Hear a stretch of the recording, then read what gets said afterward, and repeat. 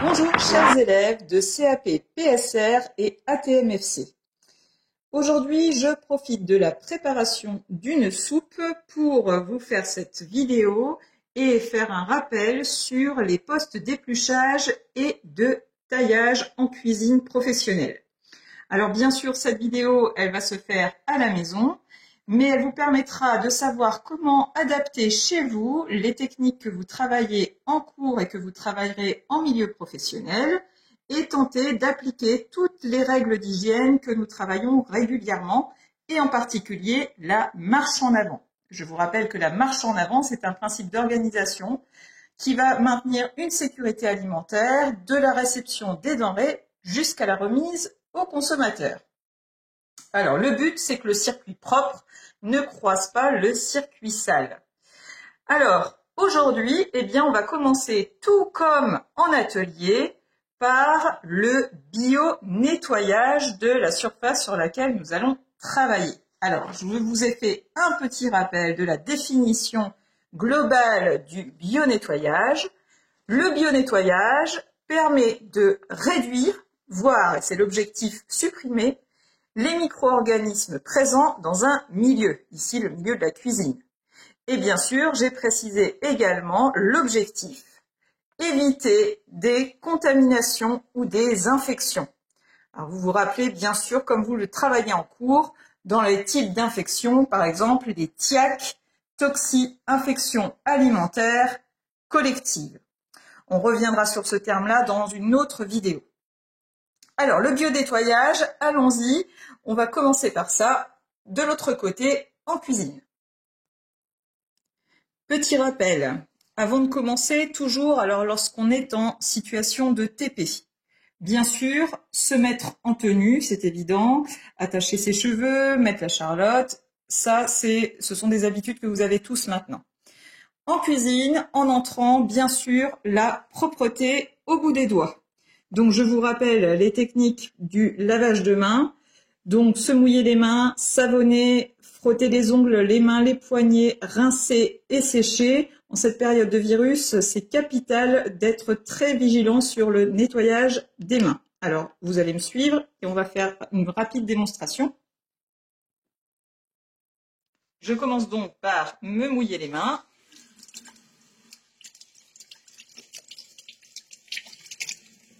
Alors bien sûr, en cuisine collective, on n'aura pas de contact puisqu'on utilisera le pied pour mettre en route ou la cuisse pour mettre l'eau en route. Ensuite, je savonne.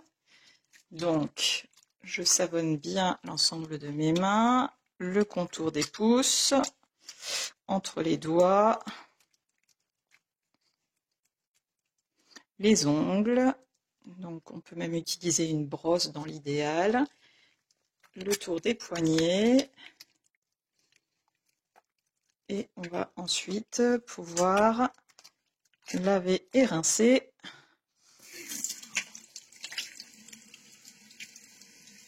Donc vous aurez remarqué que j'ai enlevé mes bagues. On enlève bien sûr les bijoux, les boucles d'oreilles, les piercings. Et bien sûr des ongles propres et sans vernis. Voilà.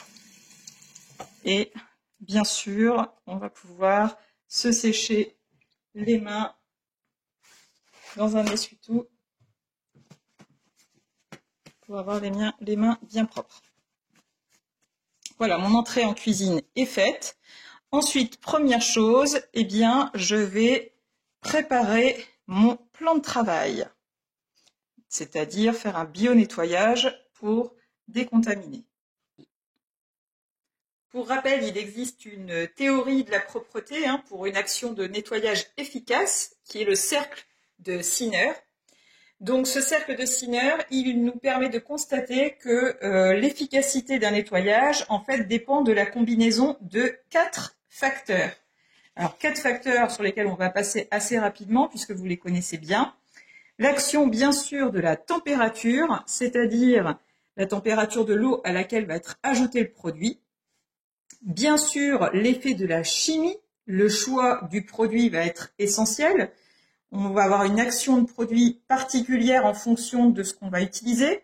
Le détergent, pour rappel, qui va enlever les salissures, le détartrant qui aura une action sur le tartre, le désinfectant sur les micro-organismes. Il faudra donc choisir en fonction de ce que l'on souhaite.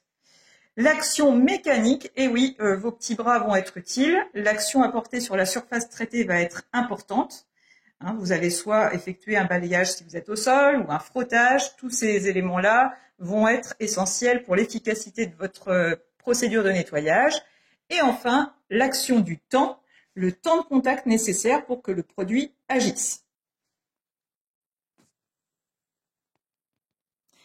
En cuisine, rappelez-vous, on utilise la centrale d'hygiène qui nous permet, dans une certaine position, d'avoir soit de l'eau claire, hein, ici l'eau claire qu'on met dans le seau jaune, rappelez-vous, avec la lavette jaune, soit sur une autre position, d'avoir directement du DDA, détergent désinfectant alimentaire, dans le seau vert.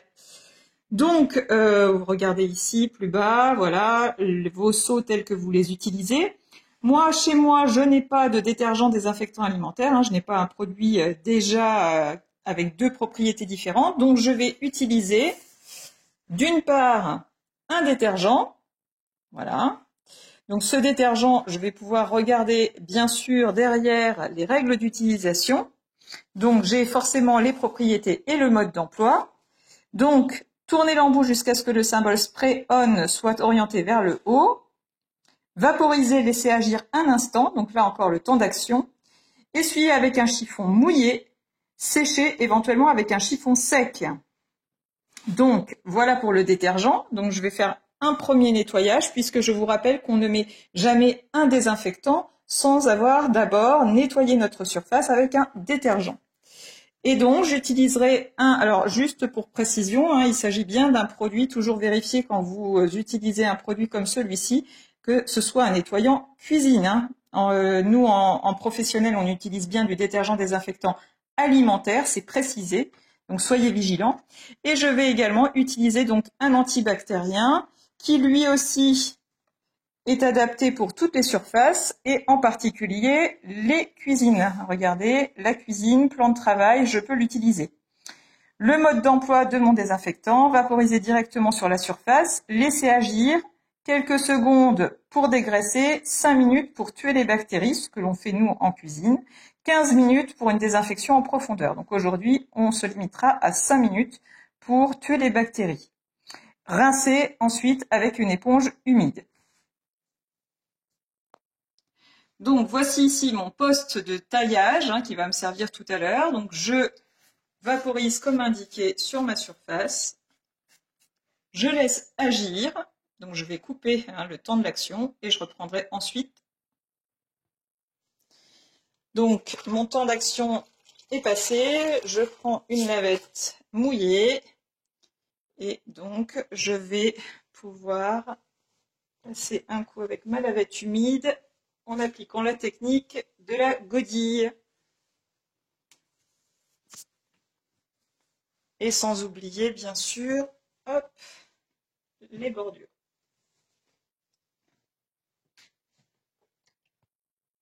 Et je sèche ma surface avec un chiffon sec.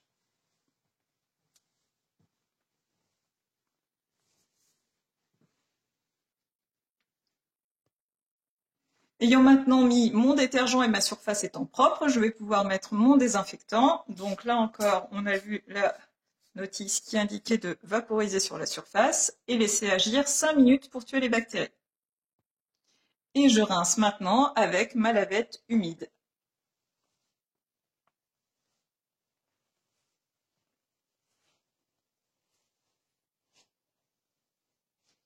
Voilà, ma zone de travail est maintenant nettoyée. Le bio-nettoyage a été effectué. Je pourrai travailler dans de bonnes conditions. Pour préparer les légumes, eh bien, nous allons procéder de la même manière qu'en cuisine professionnelle.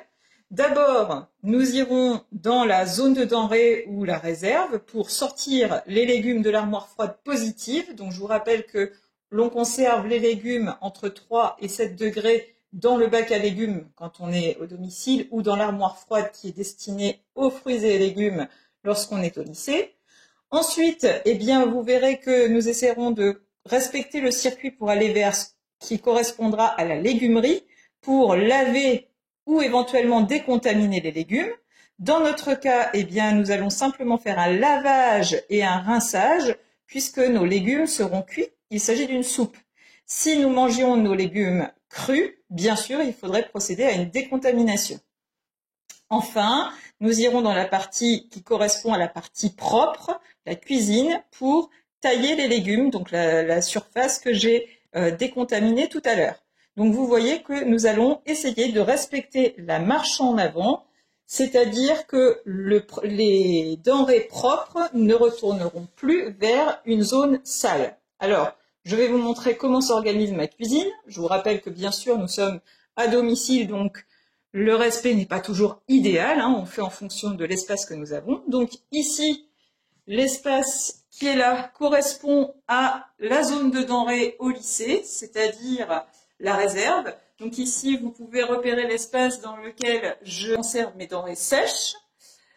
Ici, vous voyez l'armoire froide qui sert de stockage. Et ici, eh bien, j'ai pu déconditionner mes fruits et mes légumes pour que les emballages, bien sûr, ne soient pas dans l'armoire froide et surtout pour pouvoir décontaminer mes emballages. Donc, les légumes ont été stockés dans l'armoire froide, ici. Ensuite, donc au lycée, ça correspond toujours à notre espace réserve.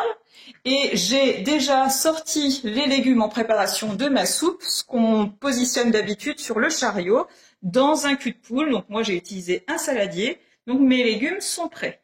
Ils vont pouvoir aller maintenant dans ce qui correspondrait au lycée à la légumerie, donc avec mon bac qui va me permettre de laver et rincer mes légumes.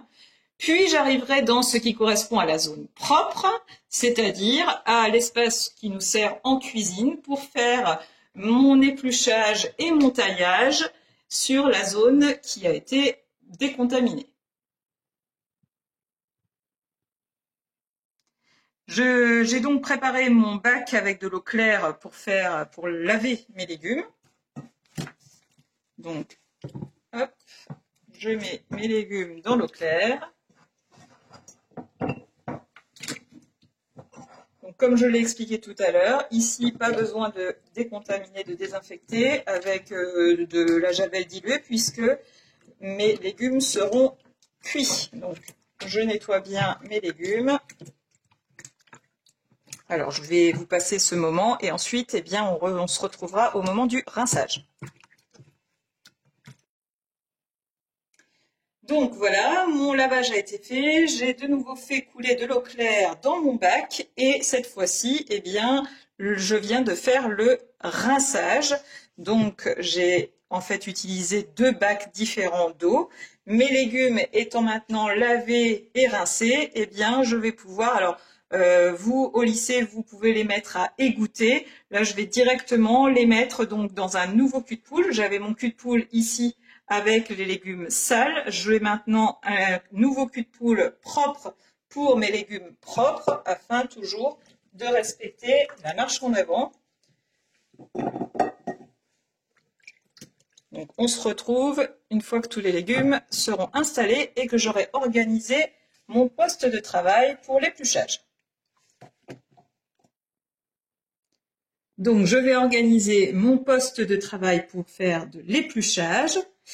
Bien sûr, j'aurai à gauche, hein, comme dans le sens de la lecture, de la gauche vers la droite, du sale vers le propre, le cul de poule avec les légumes qui malgré tout sont propres puisqu'ils viennent d'être lavés.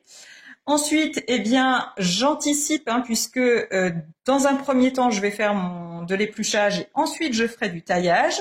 Donc, je laisse ma planche à découper à l'avant et je mets devant moi la plaque à débarrasser. Et puis, sur la droite, un autre cul de poule pour y mettre les fruits ou les légumes épluchés. Et bien sûr, pensez à une assiette de propreté avec l'économe et le couteau de chef qui vont nous être utiles. L'économe particulièrement dans un premier temps pour l'épluchage, le couteau surtout dans un deuxième temps pour le taillage. Donc voilà la mise en place. Ici, on retrouve les différents éléments avec le cul de poule et les légumes lavés. Ici, donc, mon plat qui fera office de plaque à débarrasser. Donc, n'hésitez pas à utiliser ça quand vous êtes à la maison hein, pour essayer de mettre en place le même protocole. Ma planche à découper, alors qui, je vous rappelle, au lycée est stockée en armoire froide hein, pour éviter les micro-organismes. Et puis le cul de poule dans lequel je mettrai mes légumes épluchés. Mon assiette de propreté avec ici un économe, un couteau d'office et un couteau de chef. Donc je m'occupe de la carotte en démonstration et puis je ne vous ferai pas tous les légumes. Hein. Donc je coupe ici les bouts de ma carotte qui restent dans la plaque à débarrasser. Et puis je vais ensuite pouvoir éplucher ma carotte avec mon économe pour préparer ma soupe. Donc j'ai épluché 2 carottes. Bien sûr, normalement, je devrais éplucher la totalité de mes légumes, mais pour que la vidéo ne soit pas trop longue, eh bien, je vais vous montrer maintenant comment passer au poste de taillage. Donc, imaginons que tous nos légumes soient ici épluchés. Eh bien, notre cul de poule précédent est vide. Eh bien, on va pouvoir changer et positionner notre cul de poule avec les légumes épluchés, cette fois-ci sur la gauche. Prendre de nouveaux récipients ici pour nos légumes qui seront taillés. Donc, je pourrais mettre par exemple mes carottes ici, mes pommes de terre ici, mon oignon ici. Et bien sûr, je vais inverser ici ma planche à découper et ma plaque à débarrasser en mettant la plaque à débarrasser cette fois à l'arrière et la planche à découper devant. Donc maintenant, je peux commencer mon taillage en prenant une carotte et mon couteau de chef. Donc je fais attention à la position de mes doigts pour ne pas me couper, bien sûr. Et je vais ensuite utiliser la technique. Donc pensez à toucher, c'est le plus simple, hein, votre planche à découper ici et à avancer votre couteau. Alors bien sûr, c'est un peu sonore. J'essaie de limiter mon geste pour que ce ne soit pas désagréable sur la vidéo. Mais vous connaissez la technique.